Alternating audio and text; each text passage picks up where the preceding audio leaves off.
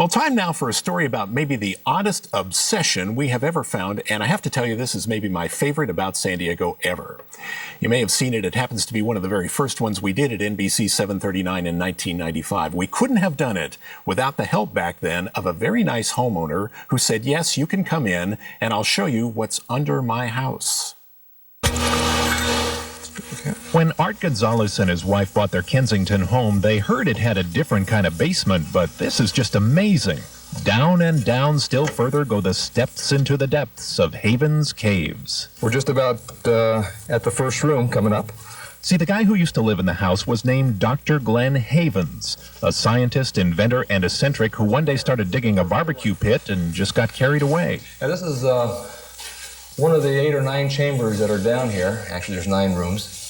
9 rooms. 9 rooms. There's a chamber painted to resemble an undersea world of King Neptune with imaginary windows and what looked to be little concrete bleacher seats. This is where the king and the queen of the family sat and watched the festivities. Here's the playroom, and saw the children at play. And there are other chambers with other thrones. For thrones for the kids. There's a dusty old ping pong table and an abandoned refrigerator, but back in the 1950s and 60s, Havens Caves was a real neighborhood attraction in Kensington.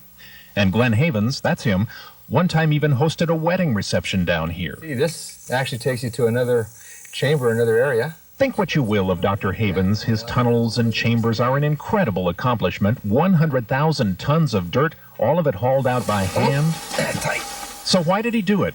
Well, he apparently just liked digging and loved to see the kids get such a kick out of it. So it was a hobby. He wasn't nuts. No, he wasn't nuts. Well, I don't think he was nuts. And what's it like knowing that beneath your house and yard are 700 feet of tunnels and caverns? Art Gonzalez says it's just fine, thank you. Yeah, it's not a typical house, and so we really enjoy it. We really enjoy it, and we hope that our son Aaron grows up and enjoys it as well. One way or the other, Dad and Mom will have a lot to say about what's down in the basement, and a terrific story to tell about San Diego. What a thing to see. And I still run across kids who are now, of course, all grown up, but they remember carrying out buckets of dirt, and maybe they'd get a penny a bucket to help out with this project. And I remember asking Mr. Gonzalez there about the engineering here.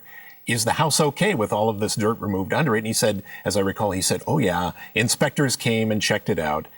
There was another man, by the way, who also had this digging obsession up closer to San Diego State. His name was Young, and Young's caves have since been filled, or we would certainly try to check them out too, as a story about San Diego.